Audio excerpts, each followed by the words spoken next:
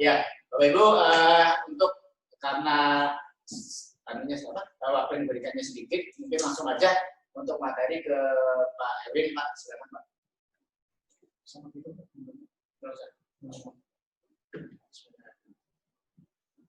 Assalamualaikum warahmatullahi wabarakatuh. Salam sejahtera buat kita semua, Bapak Ibu.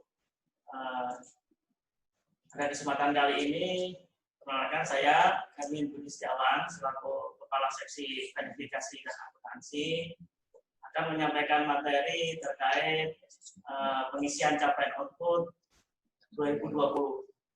Jadi sebagaimana kita ketahui, kita sudah melaksanakan penganggaran berbasis kinerja ya Bapak Ibu. Jadi dalam penganggaran berbasis kinerja ini penekanannya adalah pada output dan outcome. Jadi jika pada tahun-tahun sebelumnya penekanannya pada penyerapan dan sisi anggaran, tapi sejak tahun 2019 kemarin kita coba untuk menyampaikan capaian output dan realisasi kita bandingkan intinya. Jadi Bapak Ibu, tujuan daripada sosialisasi acara kali ini adalah itu memberikan pemahaman ya terkait pengawalan data capaian output di tingkat KPPS dan tampil di jenjang kendaraan dalam rangka pengisian capaian output untuk mendukung penyusunan laporan keuangan.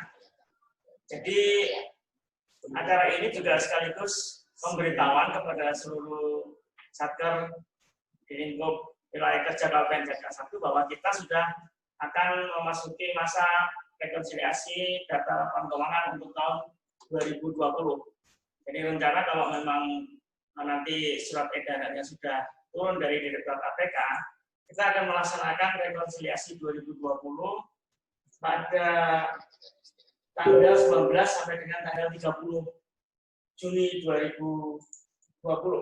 Jadi ini untuk data-data realisasi laporan keuangan dari bulan Januari sampai dengan bulan Mei.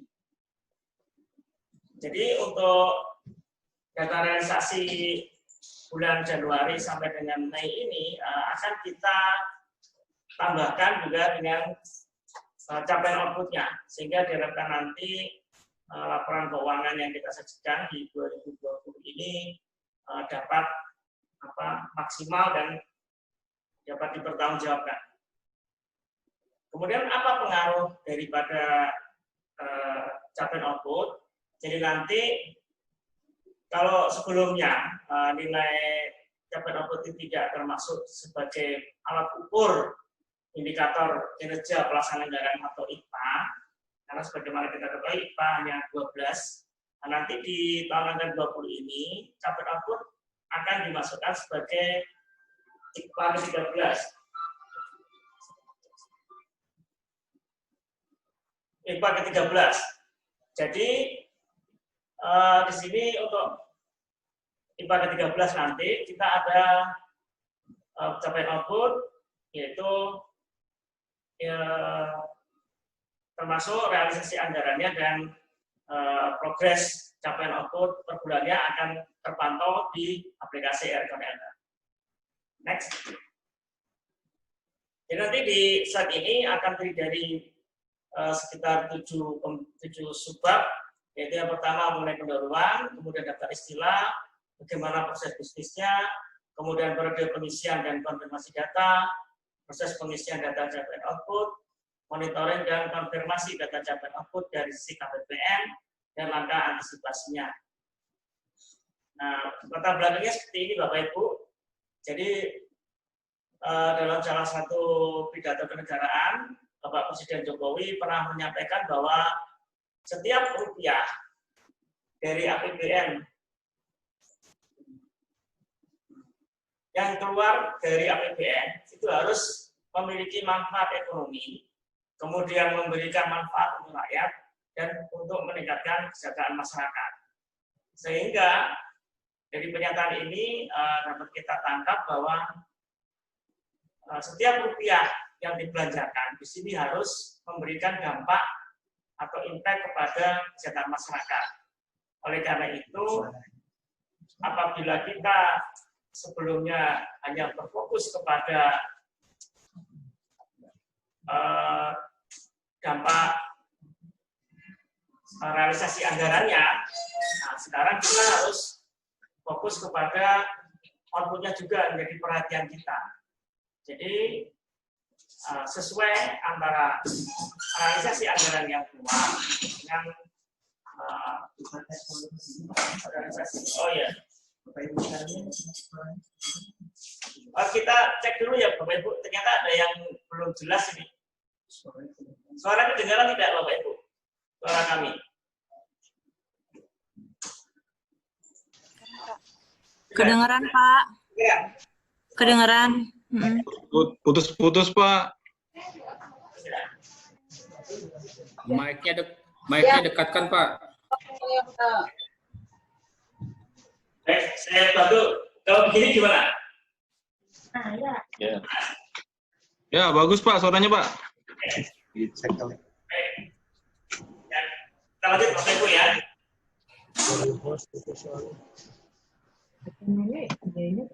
Dari sini mati.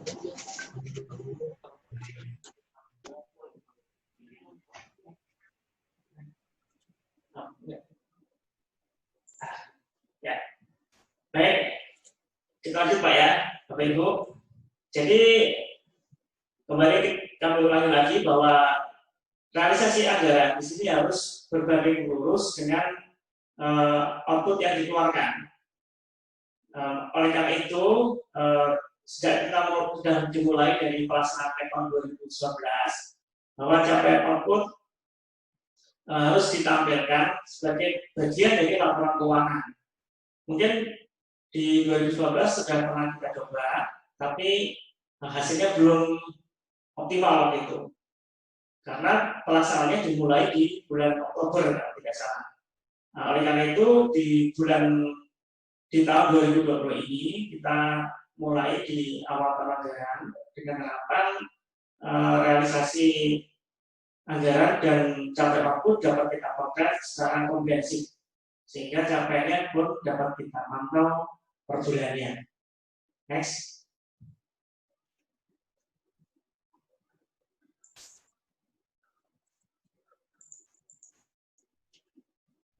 Di sini, jadi nanti kita coba ini aja ya. Ini barangkali mungkin kita skip aja karena kita ini aja fokus ke IPA aja. Jadi nanti capaian output ini nanti pengaruhnya di IPA ya Bapak Ibu ya.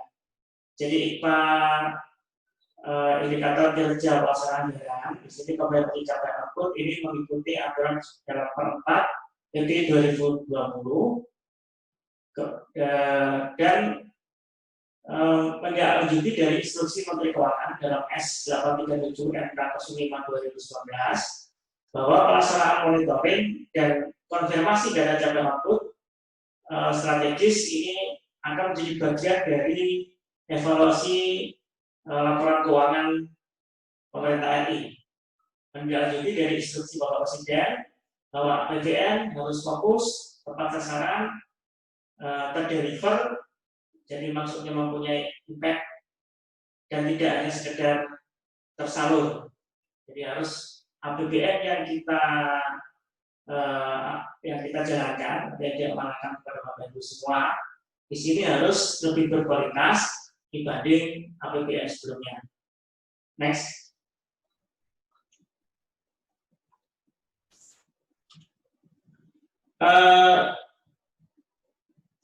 Ini mungkin aja ya kita skip aja. Jadi mungkin Bapak Ibu sudah paham semua. Jadi tujuannya adalah APBN ini adalah agar outputnya dapat efisien dan efektif. Jadi oleh karena itu kita sudah melaksanakan anggaran berbasis kerja. Next. Nah ini istilah-istilah ini harus kita pahami semua. Jadi mungkin kalau di yang 2019 ini tidak terlalu detail ya. Di 2020 ini kita ada beberapa istilah baru yang perlu kami jelaskan. Yang pertama itu terkait output strategis. yaitu output yang dikelola oleh Satker atau KL yang merupakan bagian dari pencapaian sasaran strategis pemerintah sesuai RKP, Rencana Kerja Pemerintah, dan dipantau perkembangannya secara berkelanjutan oleh Menteri Keuangan selaku guru. Jadi output strategis ini adalah yang tercantum dalam RKP. Jadi tidak semua Satker memiliki output strategis. Batas toleransi untuk output strategis ini selisih antara PCO dengan PPA. PCO ini adalah progres capai output dengan persentase penyerapan anggaran. Ini maksimal yang diizinkan hanya sebesar 5%. Ini untuk capai outputnya. Kemudian kalau non output strategis, yaitu output yang dikelola oleh Satker KL yang tidak termasuk kategori output strategis. Barangkali di SAS itu sudah dibedakan ya Bapak Ibu, mana yang output strategis, mana yang non output strategis. Mungkin dari keuangan, nanti mungkin akan diberikan penjelasan tambahan oleh Pak Samsudin. Jadi kalau untuk output strategis itu 5%, untuk non output strategis batas toleransi atau selisih gap antara PPA dengan PCO maksimal adalah 20%. Kemudian kita ada istilah RVK. RVK adalah realisasi volume keuangan, yaitu capaian keuangan atau output berupa jumlah barang atau jasa yang dihasilkan oleh Satker atas penggunaan anggarannya. Jadi barangkali untuk setiap output di sini mempunyai karakteristik yang beda-beda. Misalnya Bapak Ibu yang berkecimpung di bidang konstruksi, bisa jadi RVK-nya tergantung dari progres pelaksanaan konstruksi di lapangan. Tapi yang berkecimpung di bidang peraturan, barangkali 1 tahun hanya menyelesaikan 1 laporan atau 1 perundangan. Makanya di sini nanti akan kami jelaskan bagaimana nanti cara menghitung RVK ini. Kemudian progres capai output adalah persentase yang menunjukkan tingkat penyelesaian dari berbagai tahapan atau aktivitas yang dilakukan Satker dalam mencapai suatu output. Jadi nanti Bapak Ibu di samping menghitung RVK, Bapak Ibu juga harus menghitung progres capai output. Jadi nanti per bulannya di sini akan menyesuaikan berapa output yang telah dicapai. Itu pun nanti akan berbeda-beda antara Satker yang menghasilkan menanam dan Satker yang menghasilkan output berupa suatu angka. Nah, itu nanti kita jelaskan bagaimana cara menghitung PCO. Karena nanti PCO dan RVK akan menentukan bobot dari output yang telah dicapai, nanti akan diperbandingkan dengan nilai PPA-nya atau persentase penyerapan anggaran. Di mana definisi dari persentase penyerapan anggaran sendiri adalah persentase yang menunjukkan perbandingan penyerapan tepat waktu anggaran Satker. Kemudian nanti antara nilai PCA dengan PPA di sini akan dihitung nanti akan menghasilkan gap. Nah, gap ini untuk output strategis toleransinya maksimal 5%. Kemudian untuk non output strategis nilai maksimal yang diberikan adalah 20%. Gap ini adalah angka yang menunjukkan selisih antara PCO dengan PPA pada suatu waktu tertentu. Nah, inilah akan menentukan bahwa suatu output di sini bisa dikonfirmasi atau dalam arti disetujui validasinya atau tidak.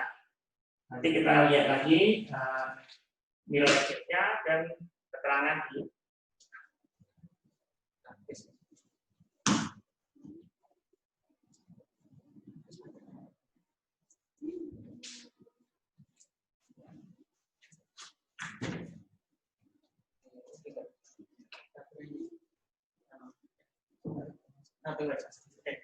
Baik, Bapak Ibu, kita langsung ya. Jadi saya tambah sedikit. Jadi target output adalah angka yang menunjukkan jumlah atau kuantitas dari output yang direncanakan untuk dicapai dalam seluruh tahun anggaran berlimpah. Jadi kalau target output mungkin Bapak Ibu sudah familiar ya, karena di sini kan di PA kan pasti ada target outputnya ya. Kemudian output terkonfirmasi. Output terkonfirmasi definisinya adalah data capaian output yang dilewatkan oleh sistem atau oleh petugas berwenang sesuai dengan kriteria pengisian data yang memadai. Jadi Bapak Ibu, dua hal nanti yang harus dilakukan adalah pengisian output dan pengisian keterangan. Keterangan ini diperlukan apabila nilai gap melebihi dari ketentuan yang ditetapkan. Jadi misalnya Bapak Ibu ada output strategis tapi gap PCA dengan PPO-nya, PCA dengan PPA-nya lebih dari 5%, maka di sini nanti harus ada penjelasan. Agar output tersebut bisa dikonfirmasi oleh petugas kami dari seksi Vera maupun dari seksi MSKI.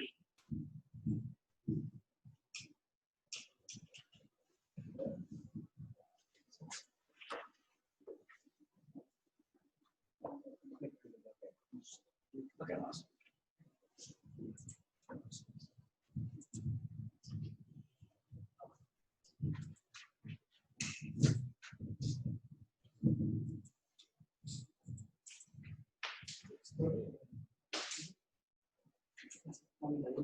Enggak, yang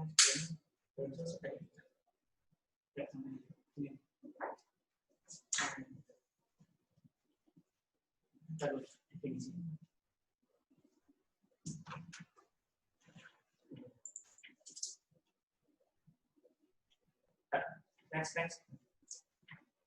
Oh, belum. Oke. Kemudian output tidak ada konfirmasi, yaitu data capaian output yang dinilai tidak wajar karena tidak memenuhi sejumlah kriteria pengisian data yang ada. Jadi nanti kami harapkan dalam satu kali upload data, Bapak Ibu sudah langkah pengisiannya ya, karena kan di pengisian capaian output ini untuk validasinya itu hanya di periode upload pertama. Jadi karena sebagaimana kita ketahui bahwa untuk rekon itu kan terdiri dari dua bagian ya. Pertama, upload pertama, kemudian ada jeda 3 hari untuk konsolidasi data, dan kemudian periode upload kedua. Jadi apabila Bapak Ibu ada output yang tidak terkonfirmasi di periode upload pertama, maka di sini akan terkunci perbaikan ini tidak bisa dilakukan di periode upload kedua. Jadi kami harapkan betul-betul data yang sudah diupload sudah terkonfirmasi seluruhnya. Kemudian anomali kuantitatif, ada data capaian output yang terindikasi tidak selaras pengisiannya berdasarkan perbandingan antar komponen data yang bersifat kuantitatif seperti PCO, progres capaian output, RVK, realisasi volume kerja, dan progres pencapaian anggaran. Itu harus nanti kita bandingkan apakah ada anomali kuantitatif. Jadi kalau kuantitatif ini adalah berupa anomali yang punya nilai. Jadi kita lihat nanti bagaimana perbandingan angka-angkanya. Kemudian anomali keterangan, yaitu apabila Bapak Ibu ada gap, maka harus dijelaskan penyebab terjadi gap seperti apa. Nah, di sini terdiri dari 365 karakter yang harus diisi Bapak Ibu untuk menjelaskan penyebab terjadinya anomali keterangan tadi. Jadi nanti ada beberapa keterangan yang sudah kita default, jadi kita pilih apakah sesuai atau tidak. Atau jika nanti ada yang tidak sesuai kriteria di 9 yang kita tentukan, Bapak Ibu bisa menambahkan keterangan lainnya. Tapi itu pun harus diberikan penjelasan, maksimal 355 karakter. Next. Jadi kalau proses bisnisnya secara garis besar ya, ini mungkin tidak ada perbedaan dengan aplikasi Erecon 2019. Jadi di SAS nanti Bapak Ibu akan mengisi capaian output yang datanya diperoleh dari masing-masing PPK. Kemudian kalau di Sakti juga demikian, akan melakukan pengisian capaian output dari modul komitmen. Baik dari aplikasi SAS nanti akan di-upload ke aplikasi Cyber, diekspor ke Cyber, kemudian di-upload ke aplikasi Erekon LK. Kalau Sakti, dari Sakti dia langsung ke aplikasi Erekon LK. Jadi aplikasi Erekon LK akan dilakukan validasi dan penelitian ya Bapak Ibu untuk dinilai apakah indikator kinerja KCO, capaian output, dan capaian output akan berpenting respon dan berada rekon. Nanti harus diperhatikan waktu berada rekon ya. Jadi ini kita kan belum dapat jadwal yang pasti dari BKPK. Mudah-mudahan dalam 1 hari ini kita bisa sampaikan ke Bapak Ibu. Jadi mohon diperhatikan waktunya, karena kan nanti berkaitan dengan berada cut-off capaian output ini. Jadi dari apabila sudah dilakukan upload di aplikasi LK ini, maka nanti petugas kepartean akan melakukan monitoring dan konfirmasi. Dari aplikasi Erekon LK, di sini apabila datanya sudah valid, maka akan diekspor ke aplikasi OSPAN untuk menghasilkan konfirmasi capaian output. Dan nanti akan tersaji sebagai nilai IPA pada aplikasi OSPAN. Jadi akan dikombinasi dengan 12 indikator kinerja yang lain. Makanya Bapak Ibu mohon perhatiannya agar bagaimana supaya nilai IPA-nya bagus, maka Bapak Ibu juga harus menyiapkan data-data apa yang dibutuhkan agar capaian output yang di-upload juga valid. Di samping itu, aplikasi Erekon LK ditarik datanya ke aplikasi Smart DJA di Direktorat Jenderal Anggaran sehingga akan menghasilkan nilai EK.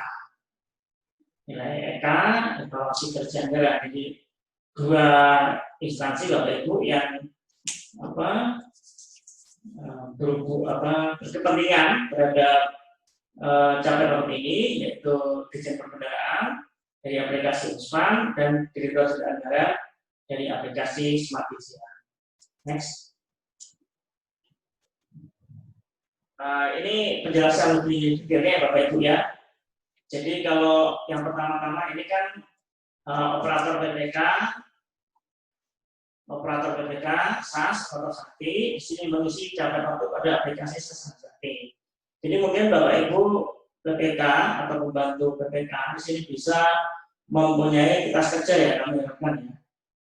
Kitas kerja untuk dengan harapan data yang sudah diunggah ke SAS ini dipastikan bahwa sudah valid ya, jadi supaya kita tidak kerja berulang. Jadi apabila capaian output sudah diisi pada aplikasi SAS, kemudian petugas Satker di sini mengunggah data capaian output pada direktori kalau memang itu Sakti. Kemudian kalau Cyber di sini dari unggahan SAS, maka di sini operator Cyber akan mengambil ADK capaian output ke aplikasi Cyber, kemudian dilanjutkan dengan mengunggah ADK capaian output ke Erekon LK. Kombinasi dari data yang diunggah akan dikompilasi di aplikasi Erekon LK untuk dilakukan validasi data capaian outputnya. Untuk selanjutnya, apabila periode Erekon dibuka, maka petugas seksi Vera kepada internal untuk KPPN tipe A2 di sini akan melakukan monitoring data capaian output pada aplikasi Erekon LK. Setelah melakukan monitoring, maka petugas Vera pada seksi pada KPPN akan melakukan analisis data capaian output yang tidak terkonfirmasi. Selanjutnya, proses dilanjutkan di seksi MSKI Bapak Ibu. Jadi kalau pada sebelumnya, pada tahun 2012 tidak ada keterlibatan MSKI di sini di 2020, ada keterlibatan seksi MSKI dalam melakukan monitoring data capaian output pada aplikasi Erekon LK. Jadi nanti Bapak Ibu juga akan terkait dengan customer service kami ya. Karena di sini sesi MSKM lah yang akan melakukan approval apakah data yang diupload oleh Bapak Ibu sekalian di sini bisa dikonfirmasi seluruhnya. Jika iya, maka dia data akan diupload oleh MSKI sehingga data bisa tersalur ke Ombudsman semuanya. Jadi tidak ada data yang tertinggal. Tapi jika tidak, nanti sesi MSKI lah yang akan melakukan pemberitahuan menggunakan data ke Satker. Dan proses itu nanti akan berulang dari awal kembali. Jadi Bapak Ibu harus melakukan perbaikan data, kemudian mengunggah data dari cyber ke RK, dan prosesnya berulang lagi dari awal. Karena sebagaimana kita ketahui bahwa untuk rekod ini kan periodenya kan juga setiap 6 jam, jadi tidak bisa data yang Bapak Ibu unggah, datanya bisa langsung tersaji. Kalau untuk cara perlu waktu untuk konsolidasi data. Oleh karena itu kami harapkan sekali upload juga data yang bisa kita tarik itu langsung benar, datanya seperti itu. Jadi apabila data sudah terkonfirmasi, maka di sini akan menghasilkan nilai IPA. Yang IPA konfirmasi capaian output dan yang dijanjikan dari aplikasi RKRK dan aplikasi Ombudsman. Itu mungkin gambaran untuk proses bisnisnya di KPPN dan di tingkat Satker. Next.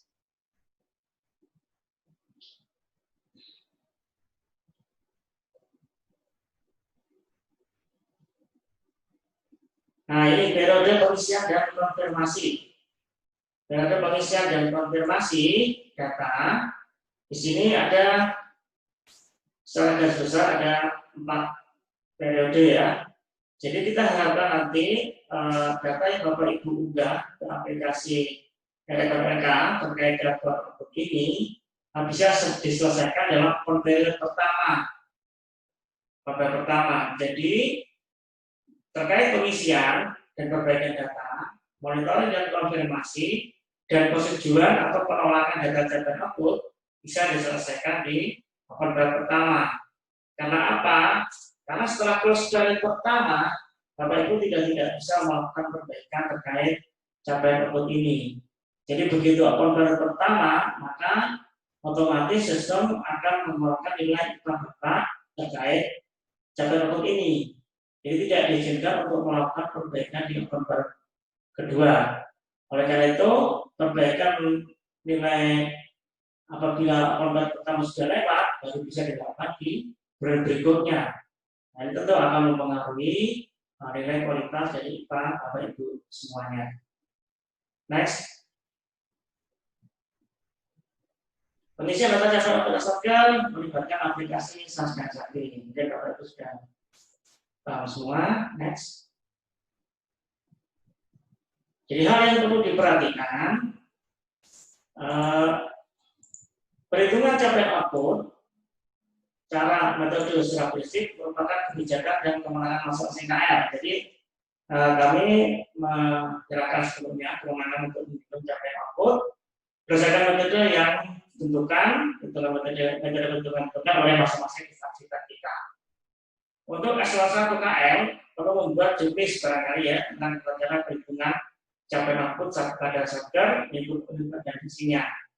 Namun demikian di saat ini akan kami berikan semacam garis besar atau panduan agar Bapak Ibu dalam melakukan penilaian capaian output di sini dapat seragam dan sesuai dengan kebutuhan analisis kebijakan.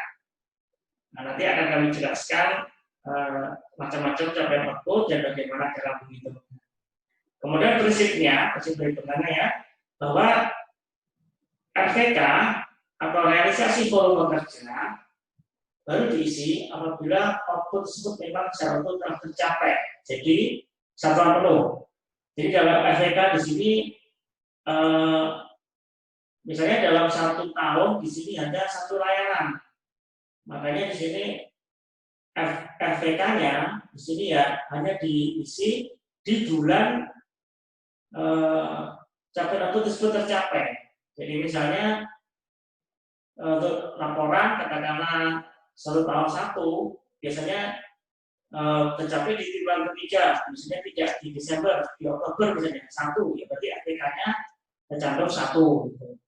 Di bulan yang bersangkutan, bisa lebih cepat ataupun maksimal Desember sudah harus diselesaikan. Kemudian risiko kedua, memperhatikan apakah progres yang tertentu dapat dihitung secara proporsional atau tidak berdasarkan RPK yang telah dicapai. Jadi progres awal ini barangkali bisa bertahap Bapak Ibu. Tergantung dari penyelesaian kondisi di lapangan. Nanti akan kita jelaskan bagaimana cara perhitungannya. Misalnya untuk gedung, barangkali untuk 5 bulan pertama itu ada beberapa bagian yang sudah selesai. Makanya dalam progres awal juga harus dihitung. Seperti itu gambarannya. Kemudian PCO dapat diisi dengan persentase dan 2 angka di belakang koma. Nah, jadi kalau RPK ini satuan penuh, PCO bisa persentase. Itu prinsipnya. Next.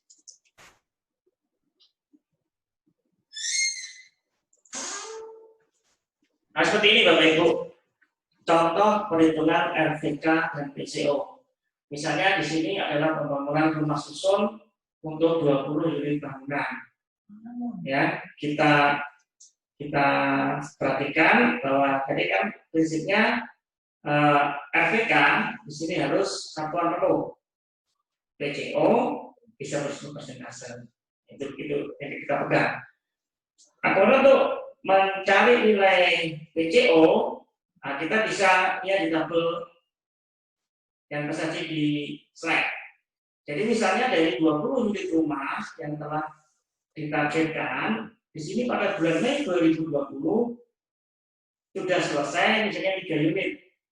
Maka cara menghitung PCO-nya adalah 3/20 dari target kali 100%. Karena pada yang sudah selesai 100%. Ketemu angka 15%. Di bulan Mei juga ternyata ada 5 unit rumah susun yang penyelesaiannya baru 50%. Makanya kita tulis 5/20 target kali 50%, ketemu angka 12,5%. Begitu selanjutnya, sehingga kita dapatkan angka 29% berasal dari 15%. 3 unit rumah yang selesai, 5 unit rumah menghasilkan angka 12,5%, 1 unit rumah yang baru selesai 30%. Menghasilkan angka 1,5%, dan unit yang belum terbangun itu 0, sehingga PCO-nya adalah 29%. Di sini Bapak Ibu. Nah, RPK-nya realisasi volume keluaran pada bulan yang bersangkutan pada rekor bulan Mei 3 di sini. Nah, kemudian dalam pengisian capaian output nanti bisa kita lihat Bapak Ibu. Jadi dari pagu sebesar 18,2 miliar, penyerapannya adalah 10,2 miliar. Sehingga persentase penyelesaian anggarannya, penyerapan anggaran, persentase penyerapan anggaran adalah 10,2 dibagi 18,2 atau angka 56%. Kemudian dari sisi output, dari sisi keluaran, dari target sebesar 20 unit, Bapak Ibu. Nah, di sini di bulan Mei realisasi volume keluaran yang benar-benar diselesaikan dalam artian 100%, karena ini adalah perbagian yang proporsional, adalah 3.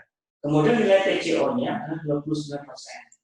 Sehingga apabila kita bandingkan angka nilai PPA dengan PCO, terdapat gap 27%. Nah, nilai gap ini tentunya menjadi output yang tidak terkonfirmasi, maksudnya belum terkonfirmasi. Nah, karena memang menurut ketentuan ini adalah melebihi dari jam yang diizinkan.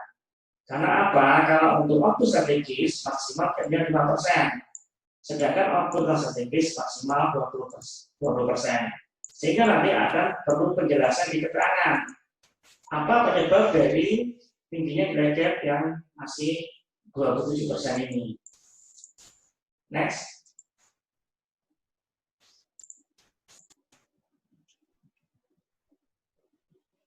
Nah, demikian juga sebelumnya. Nah, itu untuk perhitungan FPK dan PCO yang berupa dokumen ya. Misalnya kita ambil contoh dari kantor imigrasi. Jadi imigrasi ini pakunya 25,3 miliar, sudah diserap sudah 10 miliar, sehingga persentase penyerapan anggarannya baru 39,5%. Dari angka 10 per 25,3 kali 100%. Apabila kita lihat outputnya, target ditentukan di DIPA 2.340 dokumen. Kemudian realisasi volume keuangan baru mencapai 150 dokumen.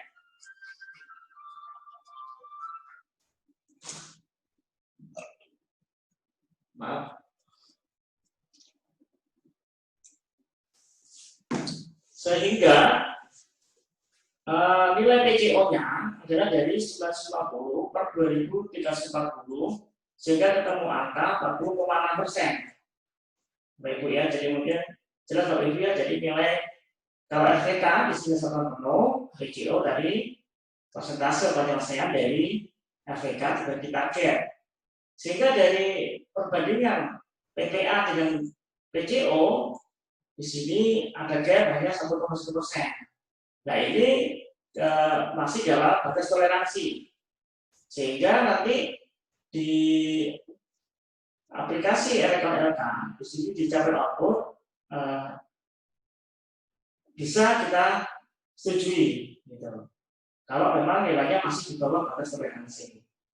Jadi yang kita prinsipnya bahwa PPA dan PCO di sini harus tidak boleh melebihi batas ketentuan yang telah ditetapkan. Next.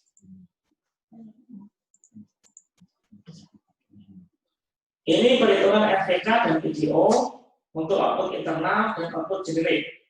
Jadi barangkali Bapak Ibu ada beberapa output, misalnya di lingkup Seknek barangkali ada kebijakan output terkait dengan penyusunan peraturan perundangan.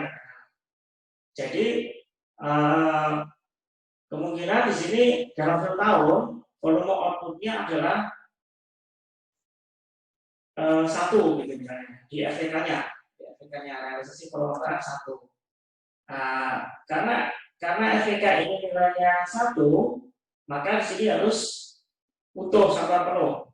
Misalnya di sini diasumsikan bahwa FPK ini selesai di bulan Desember katakanlah. Nah, berarti nanti Desember ditulis angka 1. Tetapi dalam perjalanan penyusunan fakta perundangan dimungkinkan PCO ini berjalan sebanding dengan dana yang telah dikeluarkan. Nah, mungkin barangkali Bapak Ibu untuk lebih gampangnya, biasanya dibagi 12 ini dari 100%. Makanya di sini akan kelihatan di PCO-nya. Nah, misalnya di sini Maret 25%, kemudian di bulan 2 50%, di bulan 3 75%, di bulan 4 sampai 100%. Nah, nilai PCO ini mungkin tidak seperti ini. Nah, bisa jadi dia dibuat sesuai dengan persentase penyerapan dana. Jadi ini kan dibagi 4 nih kalau per bulan, atau dibagi 12 per bulannya.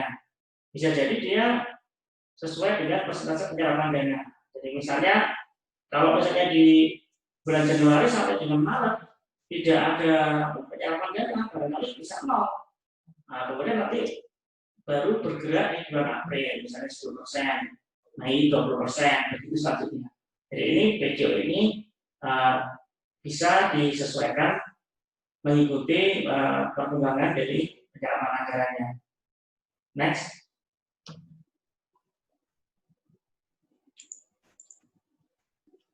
Nah, seperti ini Bapak Ibu ya.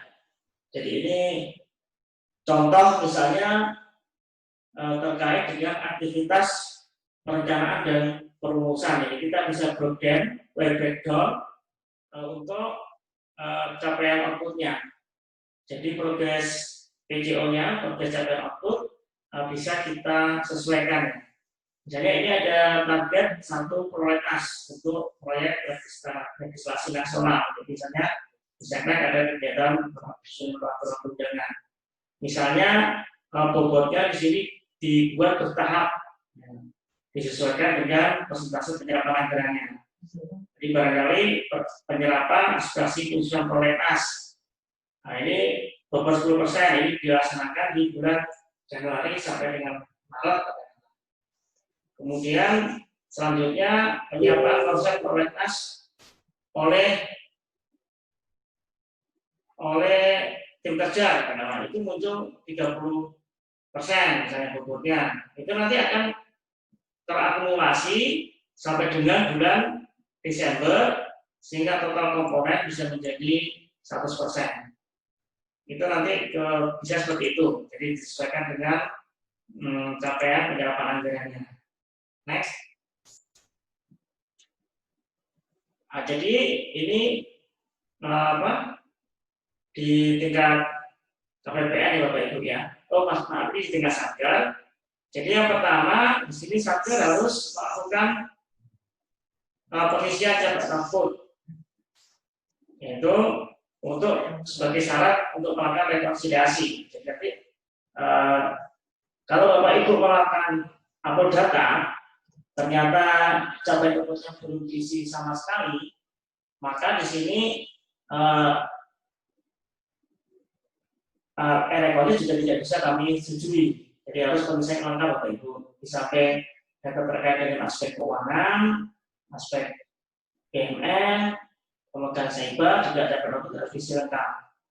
Kemudian di tingkat kedua, di sini akan muncul kami data untuk data-data yang anomali yang bersifat kuantitatif Bapak Ibu. Jadi misalnya Bapak Ibu mengisi capaian output melebihi dari target, maka di sini akan muncul tanda peringatan di aplikasi SAS-nya. Nah, yang maksimalnya adalah 1,5 kali dari target. Kalau di luar itu berarti Bapak Ibu tidak matang dalam melakukan perencanaan, sehingga harus dilakukan revisi kalau memang capaian outputnya melebihi dari 1,5 kali target. Kemudian harus menentukan status konfirmasi data capaian output di RKNK. Jadi Bapak Ibu setelah melakukan upload juga harus diperhatikan capaian output konfirmasi datanya di aplikasi RKN. Apakah sudah dilakukan konfirmasi sebelumnya oleh petugas KPPN? Dalam hal ini sudah tidak ada data anomali kuantitatif maupun anomali keterangan. Jadi keduanya harus clear. Keduanya harus tidak menimbulkan pertanyaan dari petugas KPPN. Bapak Ibu juga harus mengecek isian pada kolom keterangan apakah sudah memadai atau belum. Jadi pengisian juga harus jelas dan bisa diterima alasannya Bapak Ibu ya. Jadi supaya nanti kamu bisa menaikkan statusnya menjadi data yang sudah terkonfirmasi. Next.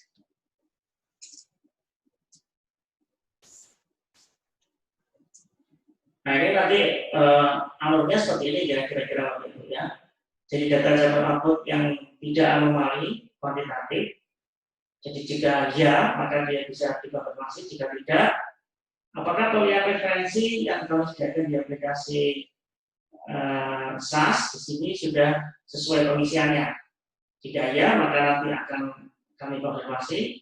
Jika tidak, apakah isian keterangannya sudah memadai? Jadi barangkali dari pilihan referensi yang kami tampilkan di aplikasi SAS, ada yang perlu penjelasan tambahan. Nah, silakan diisi ya, di pilihan 9 nanti lainnya. Nah, ini nanti mungkin tidak terwakili di aplikasi di referensi, bisa ditambahkan keterangan di situ. Apabila bisa diterima dan penjelasannya jelas dan lengkap, maka akan terkonfirmasi. Jika penjelasannya belum memadai, maka menjadi tidak terkonfirmasi. Dan prosesnya harus mengulang lagi dari awal. Jadi yang mudah-mudahan tidak banyak kita temukan di Rekon 2020. Next. Jadi anomali kuantitatif ya.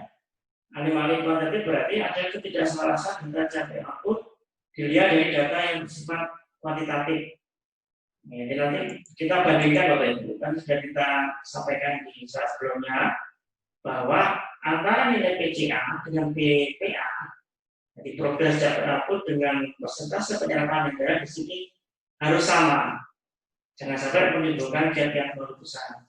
Demikian juga PCO, persentase capaian output, dan RVK adalah volume kerja, RVK dengan target keluaran. Di sini diharapkan di bawah batas toleransi.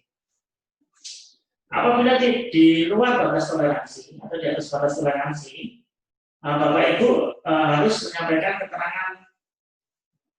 keterangan. Jadi nanti ada udah beberapa keterangan di default, tapi kalau memang tidak memadai, Bapak Ibu bisa menambah keterangan. Kalau keterangan tersebut tidak memadai, maka Bapak Ibu akan timbul anomali keterangan. Jadi ada ketidakselarasan antara data output yang bersifat anomali kualitatif dengan isian keterangan atau biasanya. Jadi dua hal yang harus diperhatikan, jangan sampai timbul anomali kualitatif dan anomali keterangan.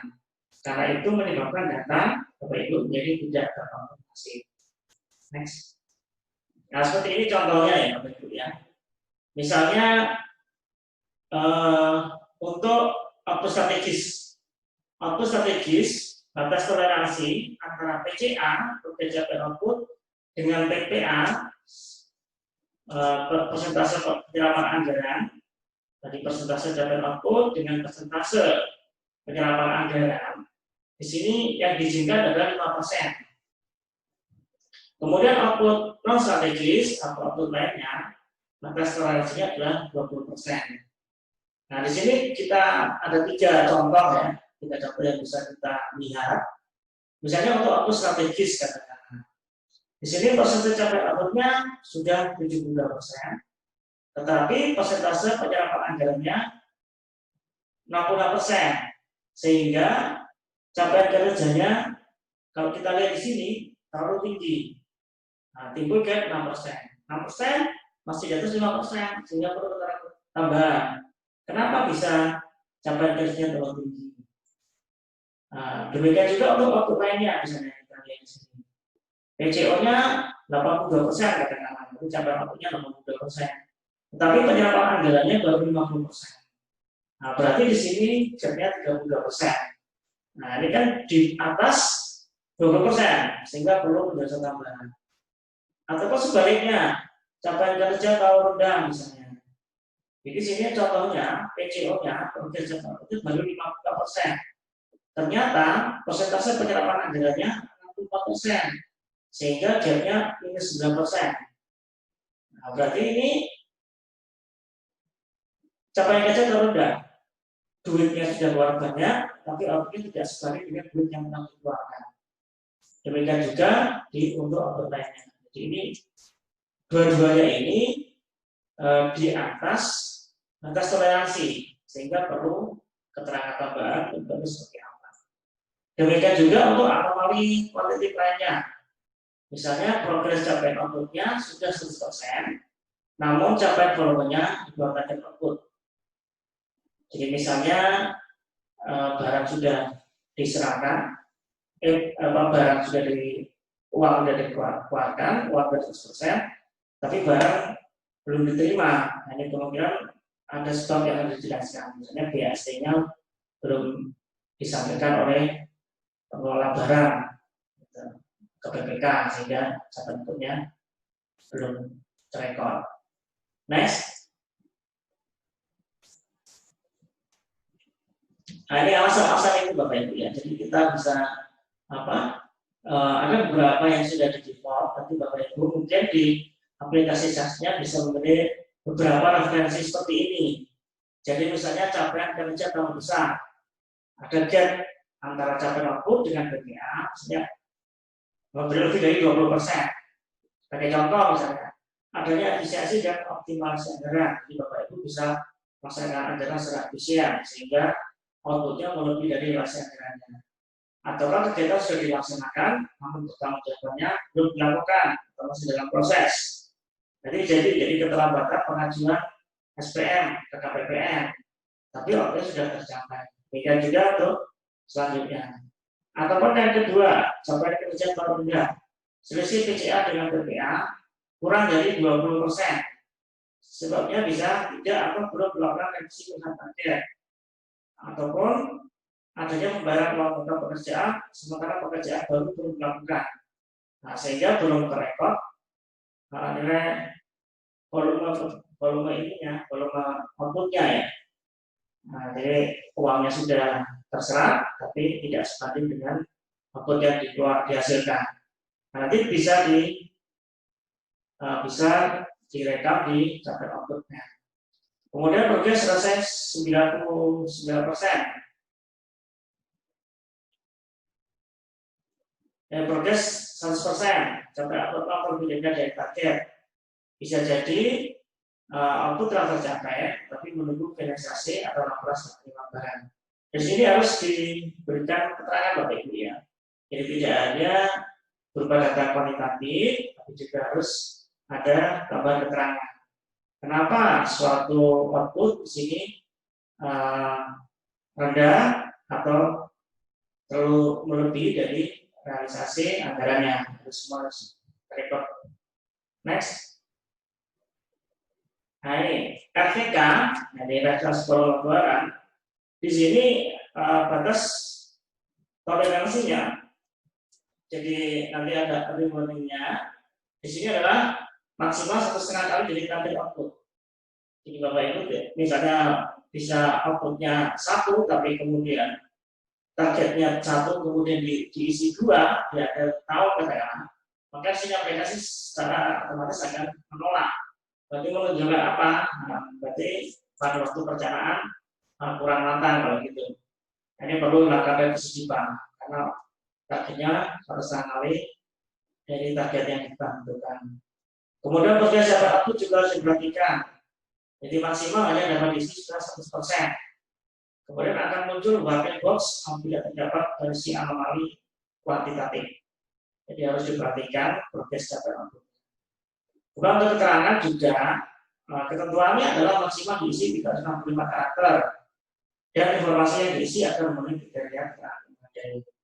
Di sini harus masuk akal keterangan yang diberikan agar status rekon Bapak Ibu bisa kita konfirmasi. Kemudian mandatory referensi muncul apabila dapat kondisi anomali kuantitatif.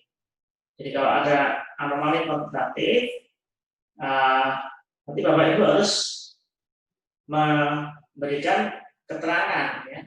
Jadi kali ini batas toleransi sudah kita sampaikan. Kalau untuk output strategis 5% maksimal, output non strategis maksimal 20%. Selisih antara PCO dengan PPA. Nah, jika ada anomali kuantitatif, maka Bapak Ibu harus langsung mengisi referensinya. Tambahan keterangannya apa? Sehingga menyebabkan terjadi anomali kuantitatif tadi. Next. Pengisian data untuk output yang dibawa lebih dari 1 PPK. Jadi barangkali di beberapa satker ya Bapak Ibu, di sini ada lebih dari 1 PPK. Oleh karena itu harus dijunjung siapa yang menjadi PPK induk dan siapa yang menjadi PPK anak. Karena apa? Karena PPK induk di sini melakukan pengisian data capaian output yang merupakan angka capaian gabungan dari PPK 1 dan PPK 2. Jadi kalau misalnya PPK tidak tujuh PPK induk, masing-masing PPK akan melakukan pengisian capaian output, maka bisa menjadi double. Ya, Bapak Ibu. Jadi nanti PPK induk akan mengisi capaian outputnya, sementara PPK anak diisi dengan angka 0 aja, supaya tidak ada anomali data. Jadi operator cyber akan menarik data capaian output dengan ketentuan menarikkan data PPK induk dilakukan terakhir. Ya, next. Contohnya seperti ini Bapak Ibu. Nah, misalnya ini ada satu satker ya untuk kegiatan 1986-001. output 001. Jadi kegiatan sama, output sama, ada 2 PPK. Di sini tidak ditunjuk PPK anak dan PPK induk. Jangan saya sebutnya deh.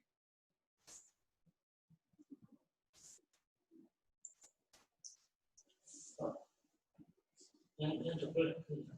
Nah, ya ini kita lihat Bapak Ibu ya. Jadi di sini ditampilkan di slide. Jadi masing-masing PPK di sini mengisi PCA, PCO dan RVK. Ya, target diisi dua-duanya. Makanya di sini ini datanya kelihatan double karena terakumulasi antara PPK 1 dan PPK 2 sebesar 100%. Demikian juga dengan nilai RVK-nya. Jadi tidak ditunjuk PPK anak dan PPK induk. Makanya di sini kelihatan datanya double, menjadi 10 ketimbang 5 dan 5. Sehingga relasi pola pengeluaran menjadi 2 kalinya jadi target. Karena apa? Karena keterangan PPK 2 di sini menimpa keterangan PPK 1, jadi dia double. Memang waktunya tercapai, tapi kan dia menimbulkan melebihi dari targetnya. Jadi harusnya cuma 5 dokumen, tapi menjadi 10 dokumen. Dan ini akan menimbulkan data yang anomali tadi. Makanya kami harapkan untuk satker yang mempunyai lebih dari 1 PPK, ditunjuk PPK induknya dan PPK anaknya. Next.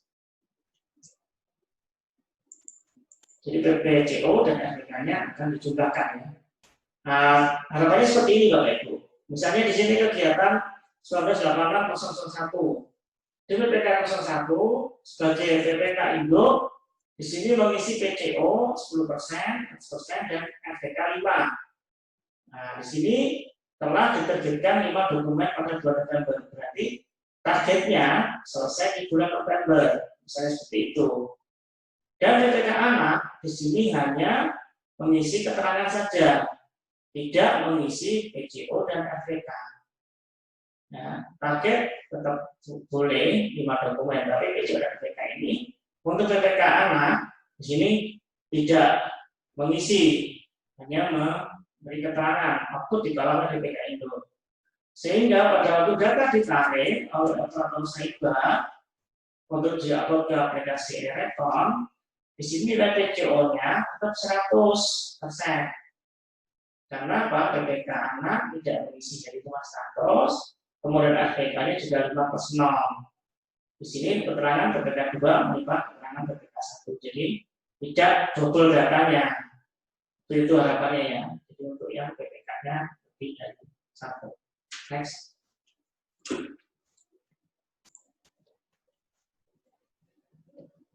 Tampilan pengisian aplikasi SAS Bapak Ibu ya. Jadi nanti akan kelihatan seperti ini Bapak Ibu ya. Di SAS yang versi terbaru nanti. Nah seperti ini. Jadi nanti misalnya di bulan Mei di sini ada realisasi target volume. Ini ada kelihatan ya. Kemudian ada total progress berapa. Terus ini ada kelihatan indikator gap-nya seperti apa. Ya. Jadi gap ini nanti akan dibandingkan antara ini PPA dengan PCO, persentase capaian output. Nah, ini nanti akan menjadi konsen kita semua, jangan sampai nanti gap-nya melebihi daripada target yang kita butuhkan. Kalau ada anomali, Bapak Ibu harus mengisi referensi. Kenapa gap-nya bisa melebihi dari 5% untuk output strategis dan melebihi 20% untuk output lainnya. Next.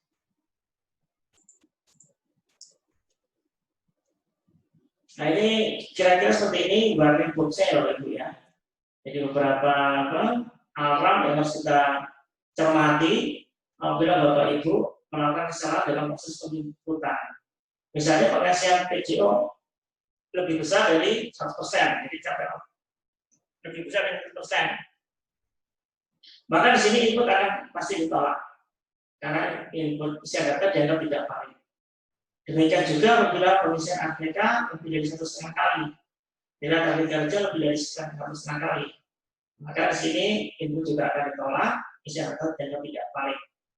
Karena apa? Erosi peluang orang tidak boleh melebihi 1,5 kali dari target Tuhan. Demikian selanjutnya syarat yang dibaca di slide ini. Next. Monitoring konfirmasi capaian output.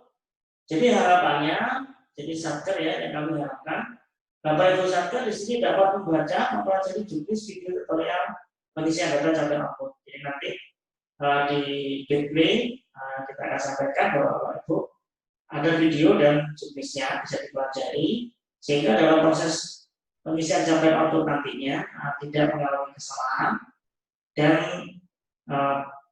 output sekali bisa langsung terkonfirmasi seluruhnya. Harapan kami seperti itu. Kemudian selesai tes lalu berkomunikasi dengan BPPN apabila terdapat pengiriman ulang data ke RKK. Jadi kami mengharapkan umpan balik, feedback, komunikasi, koordinasi kami tetap berjalan baik meskipun kita tidak bertemu tatap muka itu ya. Tapi tidak mengurangi kualitas dari data yang Bapak Ibu unggah nanti ke RKK.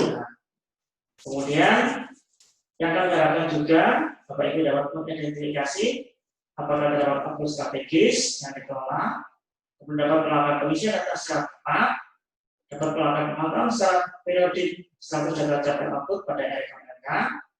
Nah ini yang penting, tidak melakukan perubahan data capaian output pada upload periode kedua. Jadi kami harapkan nanti tidak ada perubahan ya Bapak Ibu ya. Karena jika nanti akan di-lock oleh sistem apabila Bapak Ibu melakukan perubahan capaian output. Karena percuma juga dirubah kalau periode pertama itu angka IPA-nya sudah keluar, tidak akan berpengaruh pada nilai IPA, tidak akan memperbaiki data IPA. Nah, nanti kan pengaruhnya di IPA. Kemudian juga meminimalisir perbaikan perubahan data capaian output setelah penerimaan data. Jadi istilahnya dalam melakukan capaian output ini, cek datanya mau di-upload juga harus kita pastikan keberadaan datanya supaya tidak mengulangi proses yang sama untuk pengisiannya. Next. Oh, baik ya. Barangkali itu Bapak Ibu yang bisa kami sampaikan. Silakan melakukan pertanyaan melalui forum ini, bisa melakukan angkat tangan ataukah melalui chat ya Bapak Ibu ya. Silakan. Masih ada waktu ini. Untuk suara bagaimana Bapak Ibu? Sudah jelas atau belum kedengaran?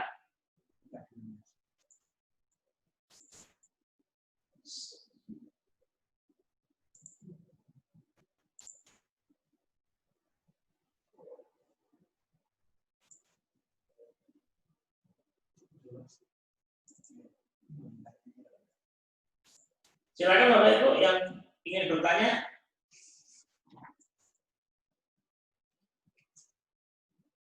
Kami buka kesempatan bertanya. Ya, silakan angkat tangan. Gitu.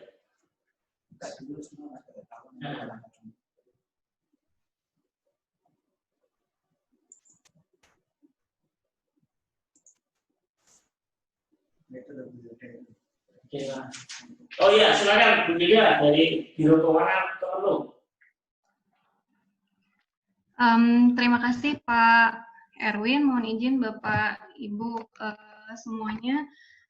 Mewakili saya Satker Perwakilan RI di luar negeri Pak, ingin menanyakan beberapa hal teknis Pak. Pertanyaan pertama Pak, untuk Satker Perwakilan RI di luar negeri itu mana-mana saja output yang termasuk output strategis dan mana yang termasuk output non strategis Pak. Kemudian pertanyaan selanjutnya, di dalam penginputan capaian output maupun realisasi anggaran di SAS, apakah pada saat terjadi gap antara PCO dan PCA di masing-masing output strategis maupun non-strategis, itu sistem sudah bisa memberikan early warning di dalam SAS.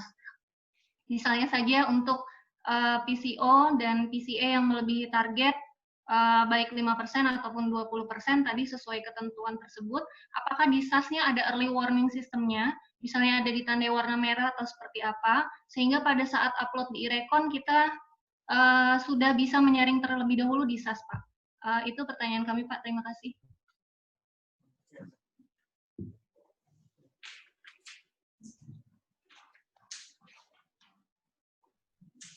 Baik, terima kasih dari Bu Hilda ya. Mungkin saya jawab dulu yang ini. Untuk mengetahui fokus strategis maupun non strategis, jadi nanti kalau untuk SAS yang terbaru, kalau Bapak Ibu sekalian sudah menggunakan SAS versi 20.07, nanti sudah akan terdefault di situ. Kalau yang pas kita pilih untuk mengisi capaian output yang layarnya warna kuning, itu otomatis kategorinya output strategis. Nah, nanti kalau yang enggak layarnya warna kuning, itu nanti output non strategis. Coba tadi slide-nya ada guys. Di slide-nya tadi bisa ditampilkan mas, set yang pas pengisian capaian output.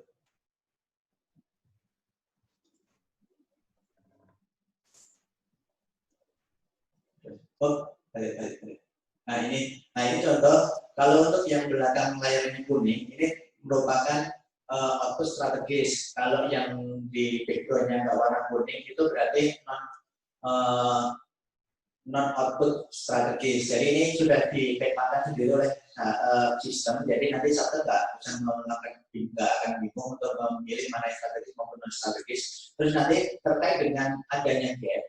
Untuk gap, jadi saat ini nanti akan dirancang ketika ada selisih gap, otomatis akan sebelum disimpan akan ada pemberitahuan dulu bahwa ini ada terdapat gap gitu. Apakah Satker ingin melanjutkan? Nanti kurang lebih pemberitahuannya seperti itu. Nah, nanti ketika Satker melanjutkan dengan adanya gap itu, berarti kan akan muncul kategori anomali kuantitatif. Dengan adanya anomali kuantitatif itu nanti akan muncul di sisi referensi. Katakan tadi mas, yang tadi, yang ini di sisi merah itu keterangan itu kan nanti akan muncul, nah yang di merah-merah itu kan, itu ini nanti kan di sini kategorinya akan muncul referensi ini akan muncul ketika Satker melakukan pengisian dengan kategori anomali kuantitatif. Satker tinggal pilih aja sebenarnya. Di sini nanti akan muncul beberapa pilihan yang dimana disesuaikan dengan apakah kondisi ini sesuai dengan yang terjadi di lapangan satuan kerja. Ketika dari rincian ini nanti tidak muncul atau tidak ada yang sesuai, Bapak Ibu sekalian bisa memilih kategorinya 99 plus atau yang lain-lain. Jadi nanti Satker bisa memberikan penjelasan tersendiri. Nah, setelah dilakukan pengisian di referensi ini, nanti satuan kerja juga wajib mengisi di sisi keterangan. Jadi referensi ini bukan keterangan, maksudnya bukan dalam kategori keterangan, karena ini akan muncul tersendiri ketika satuan kerja mengisi dengan kategori anomali kuantitatif. Ketika satuan kerja mengisinya tanpa ada anomali kuantitatif, maka otomatis referensi ini nanti tidak akan muncul, masuk ke sisi keterangan. Gitu. Oke, gimana?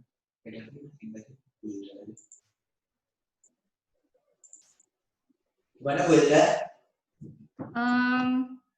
Baik Pak, terima kasih. Kalau maaf Pak, saya menanyakan sedikit lagi. Kalau misalnya tadi seperti dijelaskan ada gap ya antara PCO dan PCA yang melebihi gap, maka nanti sistem akan memberikan notif untuk mengisi referensi begitu ya Pak? Ya, ketika muncul pengisian gap itu menimbulkan anomali kuantitatif. Ketika, oke. Itu kan ketika gapnya itu ketika output strategis plus minus 5, kalau output strategis plus minus 20.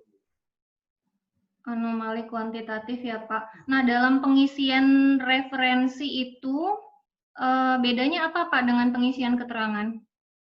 Kalau untuk referensi itu kan akan muncul, mungkin bisa ditampilkan itu bisa mas di slide-nya yang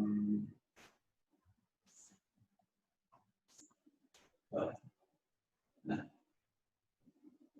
atas lagi atas. Oh ya, panah-panah itu ya? Panah-panah.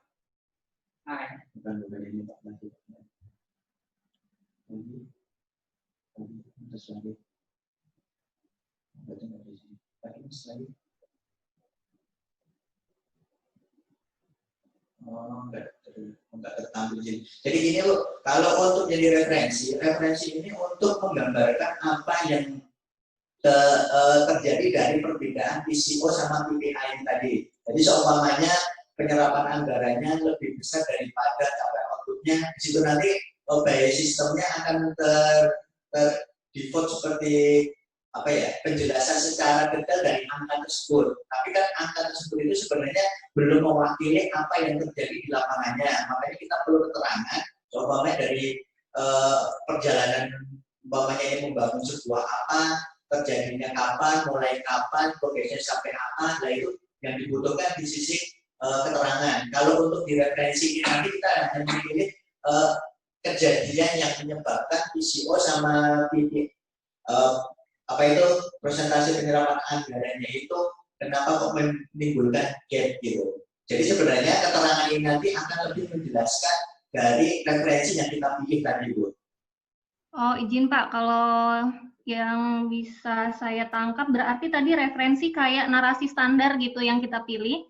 Nanti kalau untuk ngisi keterangan penjelasan detailnya sesuai dengan kendala teknis di lapangan, bukan begitu ya Pak? Iya, nah, kurang lebihnya seperti itu. Jadi kalau untuk referensi itu nanti kan akan terbentuk ketika anomali kualitatif itu muncul. Nah itu kan secara garis besar aja kok muncul gap seperti ini itu tinggal dipilih, nanti di situ kan ada pilihannya.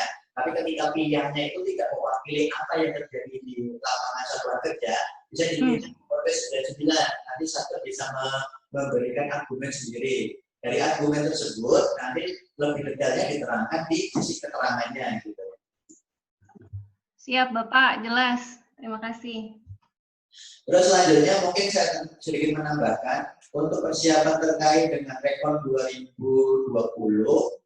ini kan untuk Saibat belum sampai hari ini saya konfirmasi belum ada, tapi untuk mengantisipasi nanti kalau memang sudah muncul dan harus dieksekusi di tanggal 19 kita mulai rekon, jadi pastikan untuk Cyber 2019 itu semua sudah mempunyai backupnya. Jadi kalaupun nanti mau menginstal Cyber 2020, jadi pastikan nanti kan kita harus menarik saldo awal dari Cyber 2019. Pastikan itu satu PC. Kalau sistemnya masih sama dengan tahun sebelumnya, dan sampai saat ini kita belum dapat informasi kalau ada perbedaan. Tapi kalau modelnya aplikasi sama seperti tahun-tahun sebelumnya, pastikan Cyber 2019 ini ada dalam satu PC di mana Cyber 2020 akan dilakukan penginstalan. Terus selanjutnya, nanti seumpamanya sudah dilakukan install Cyber tahun 2020, pastikan kembali sudah dilakukan transfer saldo awal. Ketika sudah dilakukan transfer saldo awal, pastikan neraca percobaan tahun 2019-nya Desember bandingkan dengan neraca percobaan di awal tahun 2020 itu angkanya sama. Ketika di situ angkanya sama, baru dibandingkan dengan yang di rekon. Ambil neraca percobaannya. Nanti kita detailkan ketika semuanya di situ angkanya sudah sama semuanya. Oke, itu kategorinya standar, saldo awalnya aman gitu. Terus untuk di aplikasi Erekon sendiri secara garis besar proses bisnisnya masih sama seperti tahun 2019, yang mungkin agak sedikit berbeda, cuma hanya dalam sisi pengisian capaian output ini aja. Jadi secara proses, baik istilahnya nanti proses masuk ADK dari persediaan ke SIMA, SIMA ke Cyber, Cyber ke Erekon, itu secara alur sebenarnya masih sama gitu. Cuma yang mungkin akan dititik beratkan untuk tahun ini itu capaian output gitu. Ini sama seperti halnya, ini kan kalau perjalanan Erekon ini dari tiap tahun itu pasti ada yang baru. Dari kita mulai dulu 2017 TKTM, terus 2018 rekonsiliasi internal, terus habis itu kita kinerja, habis itu tahun 2020 ini kita main dengan capaian output. Jadi kalau untuk 2020 ini capaian output yang diisi di aplikasi SAS ini akan dilakukan detail pengecekannya terkait dengan akurasi apa yang diinput di aplikasi SAS. Kalau 2019 itu kan kita hanya melihat oh aplikasinya ini sudah terisi gitu, kategorinya sudah terisi aman, tidak ada gap yang kita dulu itu menganalisanya gapnya itu normal, masih sesuai dengan apa yang proporsi output yang ditargetkan. Karena memang pengisian di tahun 2019 itu antara output keluaran dengan persentase kebanyakan satker itu dibuat sama gitu, walaupun pada kenyataannya mungkin beda gitu. Makanya untuk yang tahun 2020 ini nanti akan lebih didetailkan, akan kita melihat dari sisi kalau dari kita dari awal diisi atau belum gitu. Ketika sudah diisi, kita baru menganalisa ini isiannya itu akurat atau enggak sesuai dengan petunjuk yang dikeluarkan oleh kantor pusat perbendaharaan. Jadi mungkin ada pertanyaan secara garis besar apa sih yang harus diisi? Modelnya sama nggak sih kalau untuk capaian output pengisian 2020? Secara garis besar sama, aplikasinya masih sama di SAS dan pengisiannya juga sama, cuma ada kolom referensi dan keterangan tadi. Kan kita berapa capaian output yang tercapai. Yang kedua, persentasenya berapa, dari persentasenya itu dibandingkan dengan penyerapan anggaran, baru muncul gap. Nah, ketika muncul gap, dan itu gap itu kategorinya anomali kuantitatif, akan muncul referensi. Tapi kalau gapnya itu tidak dalam anomali kuantitatif, maka referensi itu tidak akan muncul. Nah, ketika muncul referensi, ini menerangkan bagaimana timbulnya gap tadi itu, maka otomatis Satker harus menerangkan di sisi keterangannya itu untuk menerangkan bagaimana gap ini muncul. Dan nanti untuk kedepannya, untuk periode pertama kita memang untuk memfokuskan semua unsur harus terisi terlebih dahulu. Jadi kan kalau untuk rekon itu ada dua periode pertama dan periode kedua. Kalau untuk periode pertama di KPPN akan menganalisa semuanya dan pastikan status dari capaian output ini terkonfirmasi. Jadi nanti di Rekon LK, kalau untuk 2019 kan hanya ada dua status, yaitu status keuangan dan satu status BNN. Tapi kalau nanti di 2020 akan melakukan penambahan satu lagi, yaitu status terkait dengan capaian output. Jadi ada tiga status, yaitu status BNN, keuangan, sama capaian output. Ketika nanti di kategorinya satuan kerja telah melakukan rekon dengan istilahnya tepat waktu dan akurat, maka KPPN akan menaikkan statusnya menjadi menunggu TDD KPA. Dengan status menunggu TDD KPA ini, otomatis satuan kerja dikategorikan telah menyelesaikan untuk sementara dalam periode pertama itu selesai untuk rekonnya. Walaupun sebenarnya untuk selesainya rekon itu sampai dengan siap download. Tapi kalau untuk pengenaan sanksi, karena kan kalau rekon ini juga ada konsekuensinya. Jadi Bapak Ibu sekalian mempunyai hak untuk mengajukan pencairan anggaran, tapi kewajibannya juga melakukan rekonsiliasi laporan keuangan dan KPPN. Jadi konsekuensi dari satuan kerja yang terlambat melakukan rekonsiliasi dengan KPPN, maka dengan digunakan sekarang ini ESPM, jadi pengaturan ESPM saat ini kan tidak langsung ke KPPN, tapi melalui ESPM. Jadi Satker mengupload berkas-berkas melalui akun di ESPM. Nah, nanti ketika satuan kerja terlambat melakukan rekonsiliasi, maka fitur dari upload ESPM ini akan diblok. Jadi satuan kerja tidak akan bisa mengajukan SPM ke KPPN gitu. Dan konsekuensi yang lebih lanjut ketika satuan kerja terlambat melakukan rekon, yaitu kalau di periode pertama mungkin kita mempunyai analisa dan pertimbangan untuk menaikkan status rekon itu sesuai dengan kapasitas kesulitan atau analisa dari rekon periode pertama. Tapi kalau untuk yang sudah kategori terlambat di periode kedua, kita mintanya pimpinan akan menganalisa semuanya, harus tuntas semuanya gitu, baik terkait dengan semua aspek keuangan BNN-nya itu harus dituntaskan gitu, baru nanti kita akan cabut gitu. sistem blokir dari ISPN-nya tersebut. Mungkin itu tambahannya. Mungkin ada lagi yang Anda ditanyakan. Silakan Pak Eri, Barmon. Ya, baik Pak. Di menu daftar capaian output yang di aplikasi Saiba Pak, itu kan ada kolom terangan Pak. Di situ ada blok-blok merah. Itu blok-blok merah itu bukan tugasnya kita ya Pak untuk diisi ya. Kita hanya mengisi yang blok hijau dan kolom keterangan aja Pak ya. Saiba atau SAS? SAS Pak. Di SAS. Oh SAS, ya. Gimana? Di SAS itu kan ada kolom-kolom kolom keterangan. Ada yang warna blok merah-merah itu Pak. Yang mana Pak? Itu ya blok merah.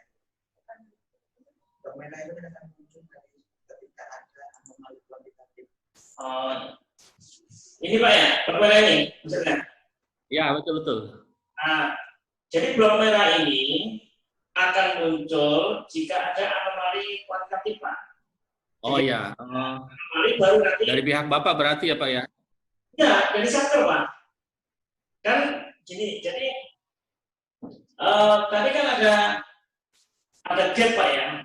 Kan ketentuannya kan kalau output strategis maksimal 5%. Ya kan, dijelaskan kan? Output non strategis maksimal 20%. Ketika Bapak ada gap, maksudnya ada ketidaksesuaian antara PCO dengan PPA, jadi lebih dari 5%, maka di sini Bapak harus akan timbul anomali keterangan yang merah tadi. Bapak harus mengisi referensinya sendiri. Kira-kira penyebab gapnya apa? Gitu. Apakah sesuai dengan referensi yang kami jelaskan tadi di coba yang ada panah-panah tadi. Nah ini Pak.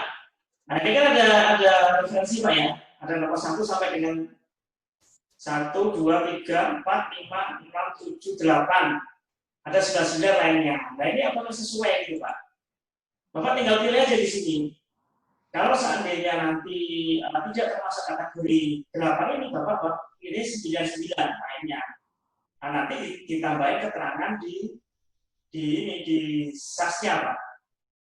Nah, di SAS-nya. Jadi ini perlu baris manual istilahnya.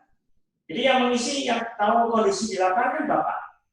Berarti Bapak harus menyesuaikan. Misalnya nanti katakanlah untuk referensi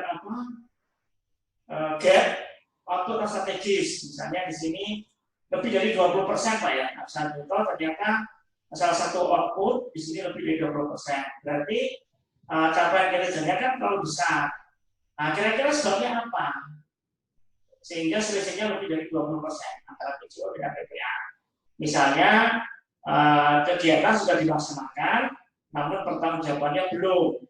Nah, berarti kan misalnya Bapak belum CU, tapi di akhir periode rekor, misalnya di akhir Mei, itu relasinya tidak sebanding dengan PCO-nya, capaian output-nya. Makanya di sini Bapak nanti akan memilih angka 2, kayak gitu. Nah, angka 2 berarti sesuai dengan referensi. Atau alasannya tidak termasuk ini, berarti Bapak nanti nilai yang 99. Maka di sini nanti kita lakukan validasi secara manual. Ya. Itu Pak, kira-kira. Baik. Ya. Nah, kebetulan saya lagi buka aplikasi SAS Pak, yang versi 20.06 Pak.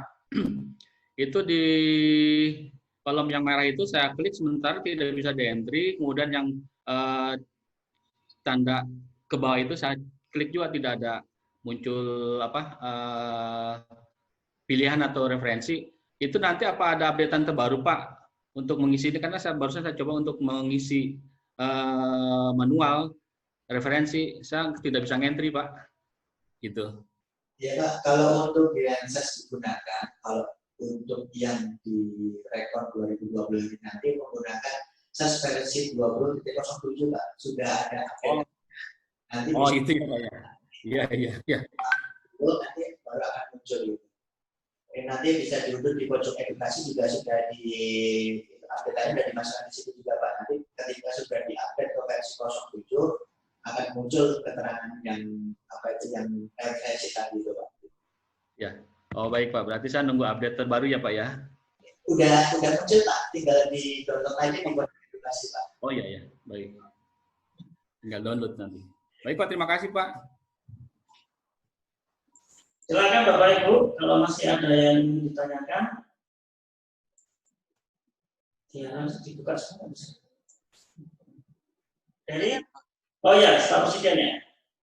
Halo, saya Pak dari kantor staf presiden mau nanya. Tadi kan penjelasannya itu untuk terkait pengisian output di aplikasi SAS ya Pak. Nah, kalau untuk di aplikasi Sakti sendiri seperti apa nanti Pak untuk alur prosesnya? Kalau untuk yang Sakti Bu, nanti itu tetap sama, kita seperti sebelumnya, nanti tetap isi capaian outputnya di modul komitmen. Dan nanti kalau rekon kayak kan ini untuk yang petunjuk di Sakti kan kita belum buat juga karena masih menunggu dari pusat gitu. Jadi nanti kan kalau Sakti ini kan beda sistemnya dengan SAS ya. Kalau SAS kan masih membutuhkan saibah ya. Kalau untuk Sakti nanti dengan melakukan tutup buku otomatis akan melakukan rekon ke ini tinggal langsung menarik masuk ke rekon gitu. Nanti untuk teknisnya nanti mungkin bisa kalau sudah muncul tujuannya kita sharekan dulu. Tapi secara garis besar itu sama proses bisnisnya gitu. Tetap mengisi capaian. Teknik cara pengisiannya seperti itu ya, maksudnya kita harus ada tadi RFK dan sebagainya itu ya? Nah, nanti kalau untuk di Sakti di modul komitmen isi capaian output, udah ketika sudah ada pengisian semua sudah selesai, sama nanti didapat tutup buku baru bisa rekon ke aplikasi rekon gitu. Okay. Nah, untuk yang Sakti mohon maaf sementara belum bisa kita lakukan karena kemarin memang masih sedikit ada pengembangan di Saktinya, jadi untuk saat ini belum kita bisa sampaikan. Tapi nanti ketika sudah ada petunjuk lebih lanjutnya, nanti kita bisa share ke Satker gitu. Oke, makasih Pak. Ya, silakan Mariana ya. Dari Satker apa Bu? Dari Sekretariat Kabinet Pak. Ya, siap. Iya dari Setkap. Iya Pak, selamat siang Pak. Izin bertanya Pak. Pak, misalnya apabila terjadi anomali kuantitatif, maka kan kita isi referensi dan keterangannya. Setelah kita isi keterangannya, misalnya ada realisasi yang belum tercapai karena kita belum mengajukan SPM. Itu perlu nggak Pak kita harus upload bukti-buktinya atau apanya gitu Pak? Dan kalau misalnya keterangan itu sudah diisi, kita tarik dari Saibah. Nah, ketika diupload di iRekon, apa yang menyebabkan keterangan itu bisa ditolak, Pak? Terima kasih, Pak. Jadi gini, kalau untuk terkait dengan gap yang menimbulkan anomali kuantitatif, nanti kan di situ akan minta penjelasan gitu. Dari penjelasan tersebut kan akan dilakukan kan proses bisnisnya. Kita di sesi verifikasi ini nanti akan tetap berkomunikasinya dengan operator seiganya. Selanjutnya, kalau untuk yang terkait dengan penjelasan anomali kuantitatif nanti dari seksi MSKI akan sedikit banyak berkomunikasi dengan BPK. Jadi akan minta penjelasan terkait dengan kenapa kok ini ada anomali kuantitatif, ini penyebabnya apa, ini sesuai dengan keterangan yang telah dilakukan penjelasan. Nah, dari keterangan dan mungkin koordinasi dengan BPK itu nanti, ketika KPPN menganalisa bahwa ini memang kategorinya wajar, nanti akan dilakukan approval. Tapi ketika kategorinya tidak wajar, nah, nanti mungkin akan ada arah lebih lanjut dari KPPN ke BPK terkait dengan pengisian capaian output ini nanti. Tapi keumpamanya memang di dalam arti satkernya memang salah, ibaratnya salah ketik atau salah hitung atau salah apa itu nanti tinggal diperbaiki aja gitu. Nanti kan statusnya kan akan diturunkan dulu menunggu satker konfirmasi. Lalu dengan ini nanti KPPN akan menghubungi PPK-nya atau kalau dari kami Vera akan menghubungi sebenarnya dari situ nanti akan diulang lagi proses dari mulai pengisian terus masuk lagi ke Saibah ke rekon, terus masuk ke analisa lagi. Mungkin seperti itu, Bu. Tapi kalau itu bisa menghambat proses irekon nggak Pak? Kan irekon itu kan biasanya mulai dari tanggal 10 atau 11, berakhirnya di tanggal 20-an atau 30 gitu Pak. Ya, makanya kembali kita sampaikan kepada satuan kerja untuk melakukan irekon jauh-jauh hari dari batas deadline gitu. Kalau memang di batas hari terakhir, ya mungkin konsekuensinya kalau tidak terselesaikan, nanti kategorinya terlambat gitu. Makanya kalau yang upload sudah awal, ya kita kan kalau untuk rekon itu kan mungkin sekali banyak sekali yang upload gitu, tetapi kita akan prioritaskan mana yang lebih dulu masuk ke dalam sistem gitu. Kalau satuan kerja melakukan upload di hari terakhir dengan ada berbagai macam mungkin kondisi yang perlu penjelasan atau apa gitu, yang pada akhirnya itu tidak tersentuh oleh KPPN, ya nanti mungkin ya analisanya beda lagi gitu. Nanti itu mungkin lebih ke kebijakan pimpinan gitu. Tapi kalau sebagai kita di sistemnya itu ketika masuk rekon kita analisa gitu. Kalau analisanya tidak lama sih sebenarnya, ketika sudah terlepas dari ini ya, terlepas dari apa itu kondisi gangguan sistem ya, terlepas dari kondisi gangguan sistem, kita KPPN itu dan proses olah. Jadi ini kan kalau untuk analisa kan memerlukan juga proses olah ya, untuk pembentukan laporan itu. Jadi kalau di hari hari yang terakhir mungkin akan yaitu ibaratnya 50-50 akan terselesaikan atau tidak gitu, tergantung nanti dari sistemnya, proses olahnya cepat atau enggak gitu. Kalau untuk dari kami KPPN selalu mengingatkan ke Satker agar melakukan rekon itu di awal waktu gitu, dan ketika ada istilahnya kesalahan atau perbaikan masih ada waktu untuk melakukan perbaikan, dan apabila ada perlu sesuatu yang perlu minta penjelasan masih ada jeda waktu untuk melakukan konfirmasi, sehingga Satker itu setidaknya itu kategorinya rekodnya aman gitu. Gitu Bu. Oh iya, oke. Baik Pak, terima kasih Pak. Silakan Bapak Ibu, masih ada yang ingin ditanyakan? Jadi memang menambahkan kita sampaikan Pak Sat tadi ya, jadi kalau menghimbau supaya rekon itu jangan dilakukan di injury time Bapak Ibu. Karena apa? Karena kan kita kalau mepet, nah sementara kita ada periode olah, data tidak bisa tersaji pada saat itu juga. Sehingga ketika melakukan perbaikan, dikhawatirkan nanti waktunya sudah lewat. Nah, karena itu dibutuhkan koordinasi Bapak Ibu. Karena kan kita dalam proses ini tidak hanya menyangkut data keuangan, tapi juga data BNN. Apalagi dengan tambahan tugas kita ini, berarti Bapak Ibu juga harus berkoordinasi lagi dengan PPK terkait dengan data capaian outputnya.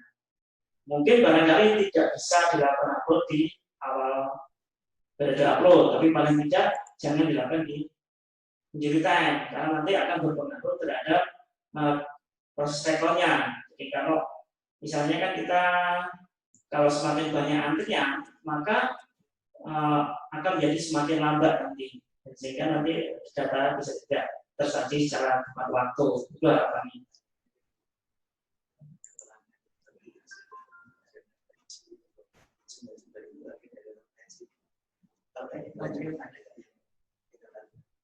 Masih ada yang ingin bertanya, Bapak Ibu?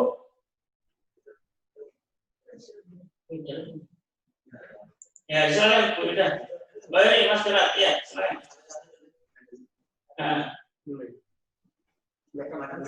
Bu Ida, silakan Bu Ida. Oh baik Pak, mohon izin Pak bertanya sekaligus memastikan banyak pertanyaan, nggak apa-apa ya Pak? Gini Pak, kita kan mengisi data capaian output di SAS itu berdasarkan data capaian kinerja di Monef ya Pak ya, mengambil datanya.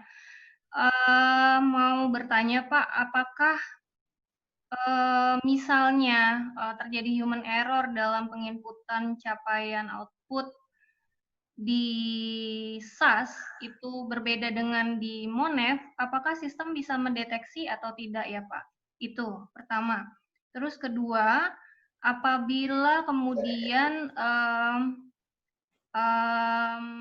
ditemukan bahwa ternyata setelah mengisi capaian output di SAS itu ternyata ada gap, anomali kuantitatif maupun anomali keterangan gitu, apakah kemudian kita harus memperbaiki data yang sudah kita input di Monef juga atau tidak? Itu Pak. Terus kemudian terakhir terkait dengan irekon data yang mungkin akan dibuka di 19 Juni ini sampai dengan 30 Juni terakhir, apakah satker yang tidak melakukan irekon atau terlambat melakukan irekon atau misalnya sudah melakukan irekon tapi datanya belum akurat, apakah akan dikenakan sanksi Pak khusus untuk irekon data Mei ini? Terima kasih.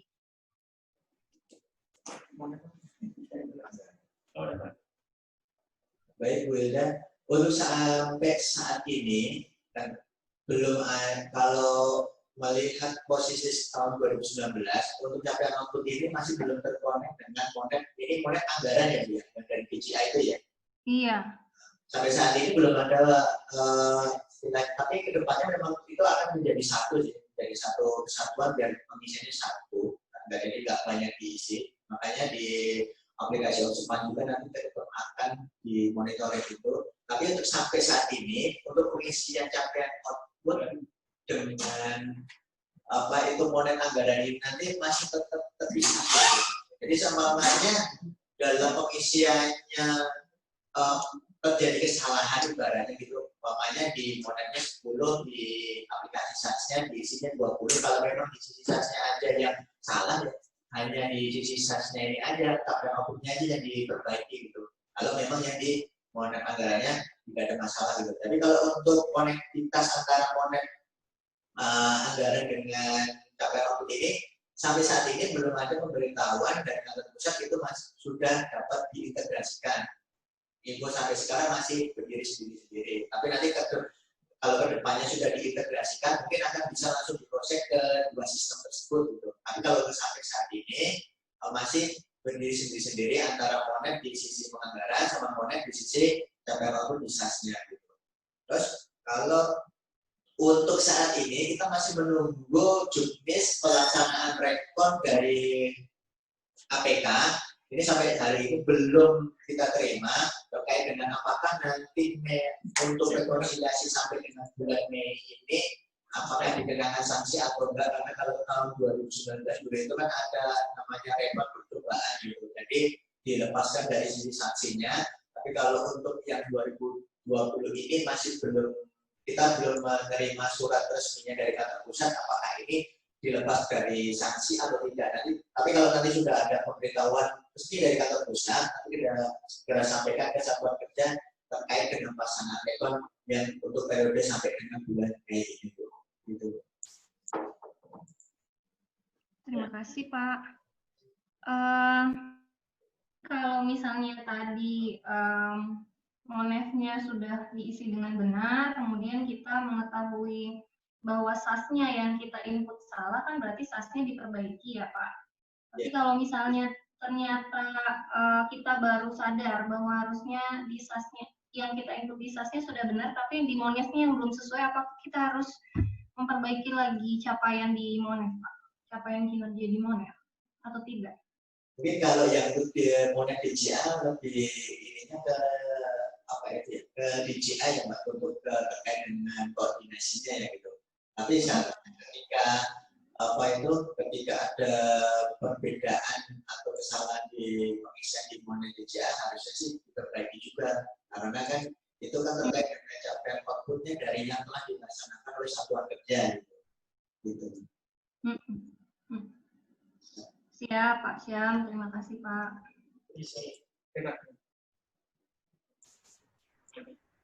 Siap, ada lagi? Coba Benat, silakan. Ya, izin Pak, saya dari HPI Kemenlu. Terima kasih untuk paparannya Pak. Ini tadi saya sambil coba juga untuk input. Kebetulan di Satker kami sudah mengupdate SAS untuk versi 07.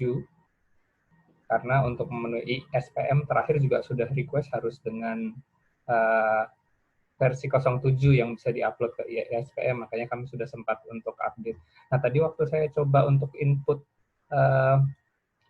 capaian outputnya, itu ini Pak, jadi ketika saya input ada gap, kebetulan program kami itu tidak ada yang di warna kuning, artinya kan gapnya bisa sampai dengan 20%, betul ya Pak ya?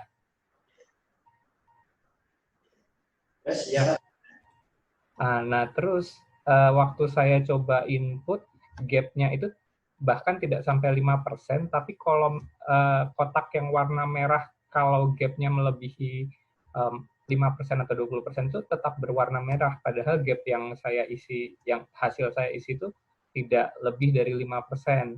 Kemudian saya coba mau isi di kolom referensi maupun keterangan, diklik tetap tidak bisa Pak. Jadi saya klik warna merahnya tidak bisa diketik apa-apa, tanda panah ke bawah diklik tidak ada yang muncul, kolom keterangan saya klik muncul keterangan kotak gitu. Ketika saya klik kotaknya untuk diketik, dia berubah jadi abu-abu, tidak ada yang bisa diketik gitu Pak. Itu yang saya alami di aplikasi SAS yang versi 20.0.7.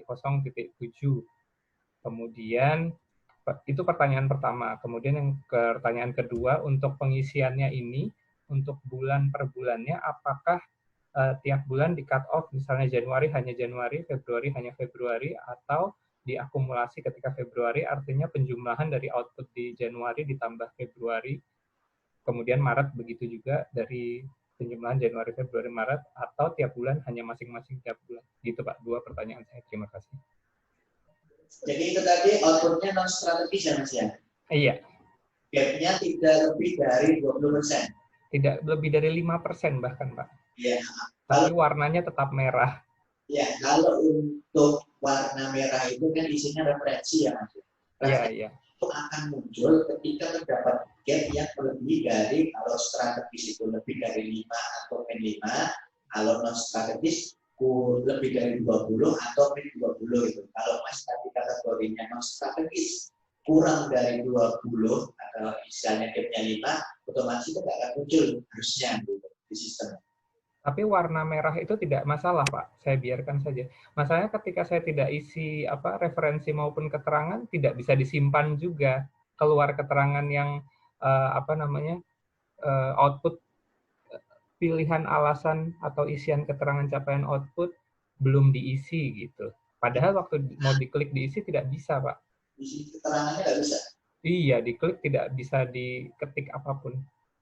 Kalau nggak nanti bisa di-screenshot-kan, dikirim ke saya Mas, nanti bisa tak cross-check kembali. Ininya gitu. Baik, ke Pak Syam atau ke Pak? Mas Eko juga bisa, saya juga bisa. Oh baik, siap. Terus satu lagi apa tadi Mas? Yang pengisian capaian kinerjanya itu tiap bulan apakah cut off atau akumulasi? Ya, kalau untuk pengisiannya, jadi kalau ini sifatnya akumulatif, jadi umpamanya ini rekor sampai bulan Mei ya, nanti umpamanya dibuka di bulan Mei ya, dari Januari sampai dengan Mei ini prosesnya berapa, sudah ini selesaikannya berapa, baik output maupun persentasenya diisi gitu. Nanti kalau untuk bulan berikutnya, bulan Juni gitu, nanti dihitung lagi dari Januari sampai bulan Juni itu berapa, jadi sifatnya akumulatif. Jadi dari awal tahun sampai dengan kapan periode rekor itu di open gitu, dibuka. Siap, cukup jelas Pak. Terima kasih. Ya. Silakan. Barangkali masih ada yang tanyakan Bapak Ibu. Mengangkat tangannya. Atau sudah jelas ya?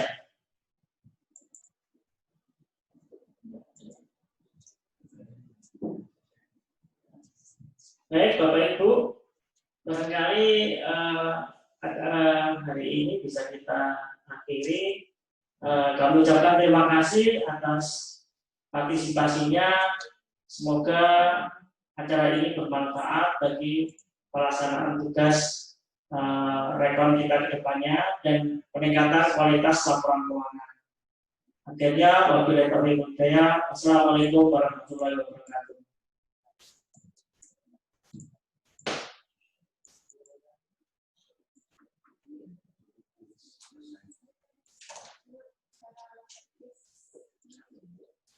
Nah,